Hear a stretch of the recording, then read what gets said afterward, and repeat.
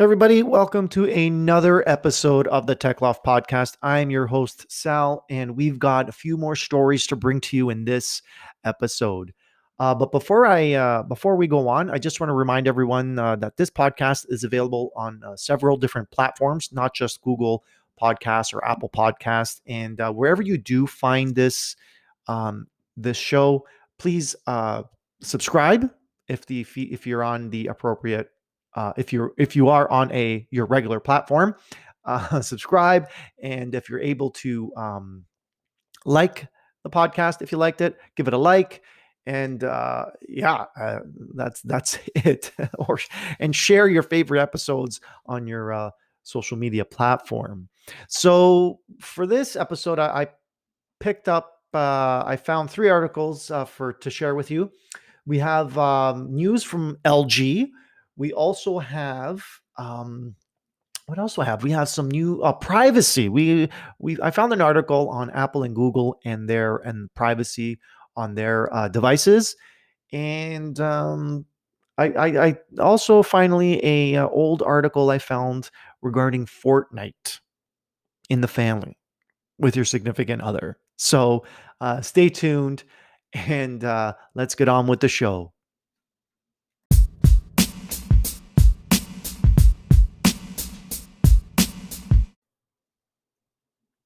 All right, let's open up with our first article here on LG. And we've got some big news coming from LG. It's not good news, but the headline is an end of an era. LG becomes first major brand to wind down its global smartphone business.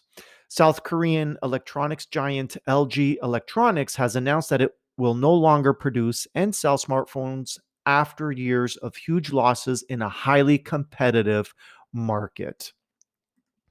Goes on here. While the move has been rumored for weeks, the company confirmed that the board of directors approved the strategic decision to shut down the loss-making mobile division on Monday.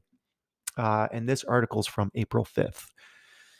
The South Korean tech powerhouse, which was once the world's third largest handset maker, expects to fully wind down the unit's operations by the end of July, but some of its phones could still be available for sale until inventories run out. LG has promised to support existing models for a certain period of time, depending on region. LG is planning to focus instead on growth areas such as electronic vehicle components, connected devices, smart homes, robotics, artificial intelligence, and business to business solutions, as well as platforms and services, the company said in a statement. It will also continue to develop some mobility related technologies such as 6G. Wow. Here I am. We just rolled out 5G. They're already planning a 6G. Jeez, how I don't understand. Anyways, on with the article here. The writing was on the wall for LG, and now it's confirmed. Neil Shaw, partner at research provider Counterpoint, wrote on Twitter. One thing which has helped LG stay afloat for so many years is because of their vertical integration. They are a mini Samsung. The South Korean brand's mobile division has faced mounting losses over the past 5 years, reportedly totaling $4.5 billion. Abandoning the loss making mobile business could boost the company's operating profits, taking it to new highs after last year's record of 3.2 trillion won, 2.85 billion. LG's share in the global smartphone market stands at around 2%, according to the most recent data from Counterpoint. The South Korean electronics producer shipped only 24 million phones in 2020, while global leaders Samsung and Apple shipped nearly 256 million and over 201 million, respectively. Those brands are expected to fill the gap left by LG. And it doesn't look like it's a very big gap to fill. I've never owned an LG phone. I've never seen its appeal. Unfortunately, I mean, and to me, I always thought LG phones weren't all that on par with a Samsung. or Apple phone, mobile phone. Um, from the beginning, I mean, now we've had smartphones for over 10 years. I remember the LG chocolate was this brown, like chocolate bar shaped phone. And some people around me, I've seen them, they had it. But then once they've moved on to Apple or Android device like a Samsung, they're like, oh my God, this is so much better. So their experiences with their mobile device has greatly improved by moving from LG onto a onto a new hardware and platform and all that. Am I sad to see LG mobile phones go? No, I never seen them as a big player. These are phones that were given away free from mobile companies as an incentive to come uh, move from existing plans to a whole new company. Because LG phones were one of those phones that were just given away for free just by coming over. At least here in Canada, that's where I've seen it. But it looks like 2% market share. Smart move. Yeah, they made the right move in calling it quits. Hopefully, they will support the existing people up until those devices become obsolete or they run out of parts and all that. I mean, if they do any repair, which I mean, I doubt. But don't quote me on that. But yeah, I mean, LG is a big company.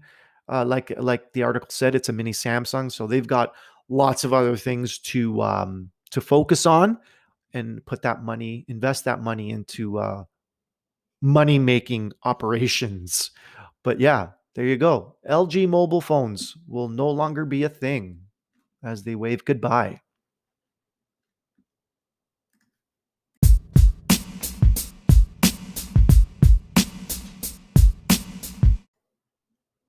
Okay, so moving on to our next article. This is one is a privacy based article, and it's got Apple and Google in their crosshairs.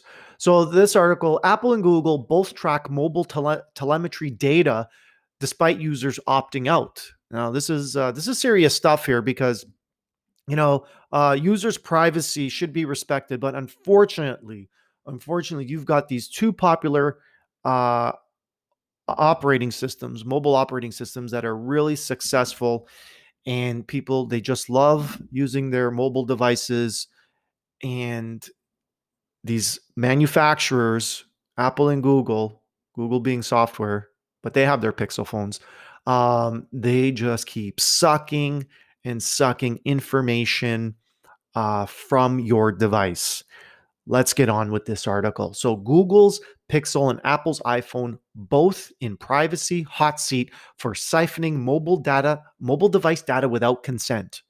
Mobile device tracking by Apple and Google takes center stage in a report revealing that despite both allowing users to opt out of sharing telemetry data, they uh, they do anyway. Both iOS and Google Android transmit telemetry despite the user explicitly opting out of this, wrote researcher Douglas Leith from Trinity College in Ireland in a recent published academic report. The research, entitled Mobile Handset Privacy Measuring the Data iOS and Android Send to Apple and Google, also found that Google collects up to 20 times more data from its Android Pixel users compared to the amount of data that Apple collects from iOS users. The phone IEMI hardware serial number, SIM serial number, and IMSI handset phone number, etc., are shared with Apple and Google, according to the report. When a SIM is inserted, both iOS and Google Android send details to Apple and Google. iOS sends the MAC address of nearby devices, that is, other handsets, and the home gateway to Apple, together with their GPS location. Currently, there are few, if any, realistic options for preventing this data sharing. Data collected and shared with Google and Apple. Parameters of the testing did not include pre installed apps baked into the manufacturer's mobile operating system or third party apps. Rather, research focused on data collected by iOS level handset components and functions such as Apple's Bluetooth Unique Chip ID, Secure Element ID, and the transmission of the device's Wi-Fi MAC addresses. Google collects a notably larger volume of handset data than Apple, Leith wrote. During the first 10 minutes of startup, the Pixel handset sends about 1 megabyte of data to Google, compared with iPhone sending around 42K of data to Apple. When the handsets are sitting idle, the Pixel sends roughly 1 megabyte of data to Google every 12 hours, compared with iPhone sending 52K to Apple. That is, Google collects around 20 times more handset data than Apple.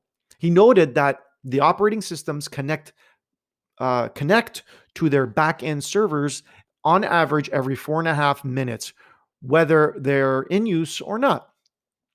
On an informational basis, Leith did examine a number of the pre-installed apps and services specific to the phone manufacturers.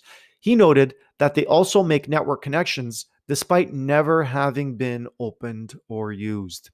In particular, on iOS, these include Siri, Safari, and iCloud. And on Google Android, these include the YouTube app, Chrome, Google Docs, Safety Hub, Google Messaging, the clock, and the Google search bar, he said. Apple and Google dispute the research. When Leith reached out to both Apple and Google to comment on his research, he received mixed results. To date, Apple have responded with silence. We sent them 3 emails to Apple's director of user privacy, who declined even to acknowledge receipt of an email, Leith wrote. Since then, Apple has made public statements critical of Leith's research and insisting privacy and opt-out measures do exist. Google responded with a number of comments and clarifications, he wrote. They also say that they intend to publish public documentation on the telemetry data that they collect. In a statement to the numerous publications following the release of the research, Google said, "We identified flaws in the researchers' methodology for measuring data volume and disagree with the paper's claim that an Android device shares 20 times more data than an iPhone. According to our research, these findings are off by an order of magnitude, and we share our methodology concerns with the researcher before publication." This researcher largely outlines how smartphones work. Modern cars regularly send basic data about vehicle components, their safety status, and service schedules to car manufacturers, and mobile phones work in very similar ways. This report details those communications, which help ensure that iOS or Android software is up to date. Interesting how this Google mentioned iOS, covering its butt too. Service up to date, services are working as intended, and that the phone is secure and running efficiently. So, what are the privacy dangers of mobile devices sharing too much data? The privacy dangers of a handset sharing this type of telemetry data is twofold. The researcher noted, one is that Google and Android can use data to identify a user and track purchases, Leith said. And this is very true. Everyone who uses an Android device or an iOS device has to sign in. So it's never anonymous, like some people think the COVID tracking app works. You're signed in. They know who you are. They know who you are. 2, Apple and Google could abuse users' trust and track their movements. There you go. That said, the researcher does point out that the transmission of user data to a device maker's backend is necessary for pushing out security updates for specific models. Collecting user data becomes problematic when it's tied to a specific user, he said. Many studies have shown that location data linked over time can be used to de-anonymize the individual, he said. Do-it-yourself privacy hack.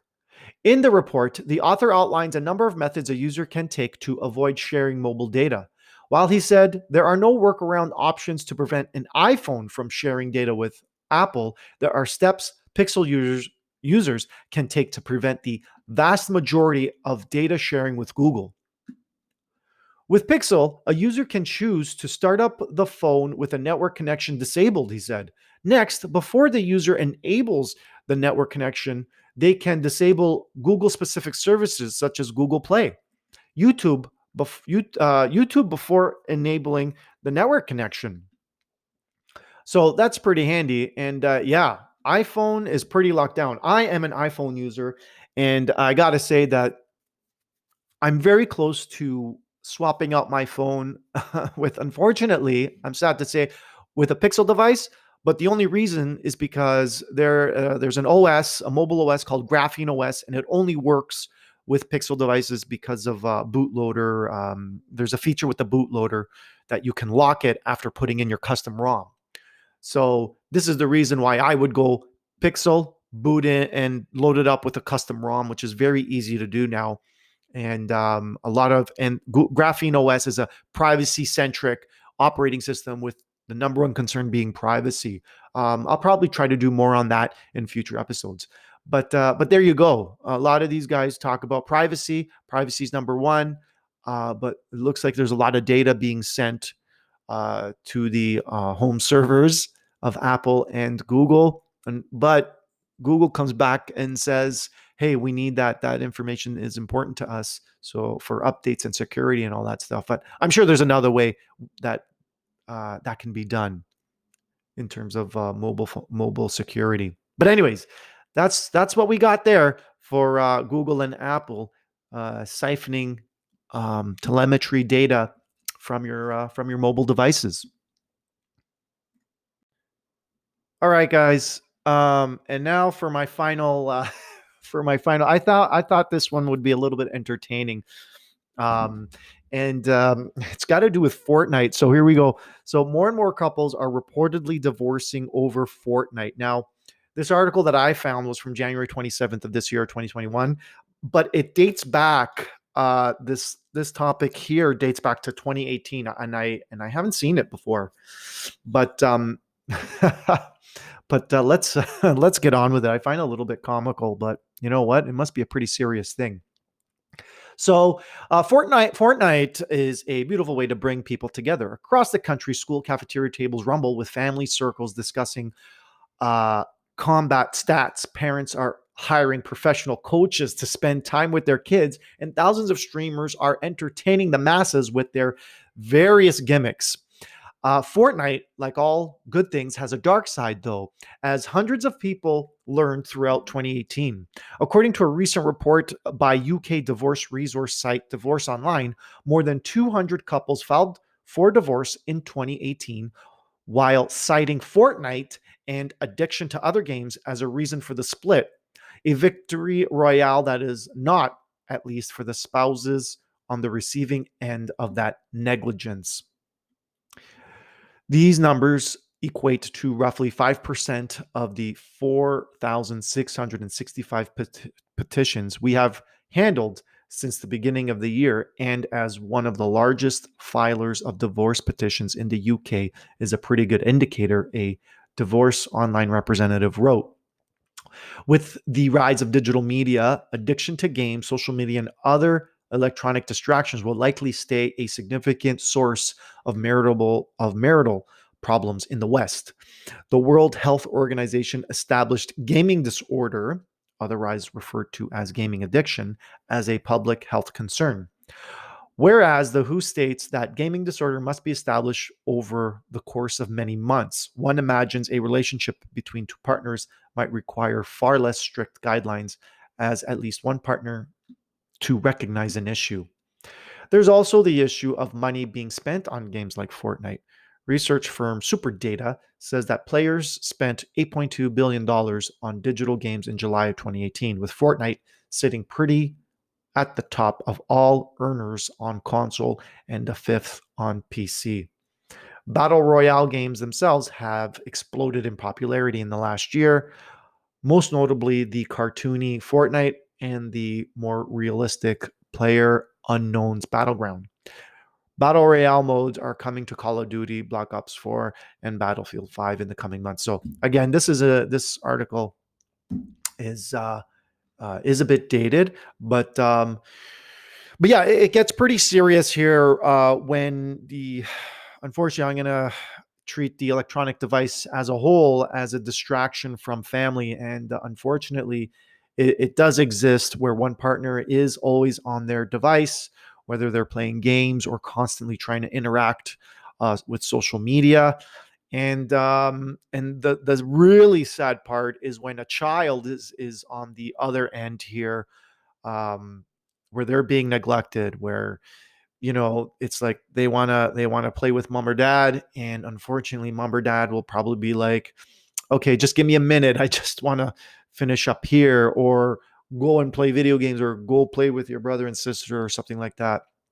I mean, I'm not going to single anyone out. I mean, this does happen. I can see this being a very common issue. It maybe with myself it's happened, and sometimes you have to just stop and take a look at your environment and see, like, hey man, am I spending enough time with my kids, or am I spending enough time with my husband or wife or whatever. But I mean, this is also a very serious note. So please, folks, pay attention to how much time you not I guess not much how not how much time you're on your mobile device, but maybe when you're on your mobile device. You don't want to be at those times where you're with family and you guys are together, maybe you're watching something together on TV. And um but yeah, just remember this in the back of your mind when you pick up your phone with someone in the room with you. Make sure they're either doing something, or yeah, they're not looking for your attention. So, wow, this turned out to be quite serious. But yeah, watch your online gaming, watch your mobile device gaming. There you go. All right, guys, this concludes this episode of the Tech Loft Podcast. I really hope you enjoyed it. Hopefully, it wasn't too big, and you guys still remained somewhat interested in the news that I've brought to you today, tech news. Just a reminder, please don't forget to subscribe and like the podcast and the episode. And if you guys have any comments, please send me a tweet over Twitter. The username is at the Tech Loft, and you can tag me and send any messages you want. If you have any news of your own that you'd like to be included into the show, I can do that too, no problem. And that's it. Until next week, thanks for listening, and ciao for now.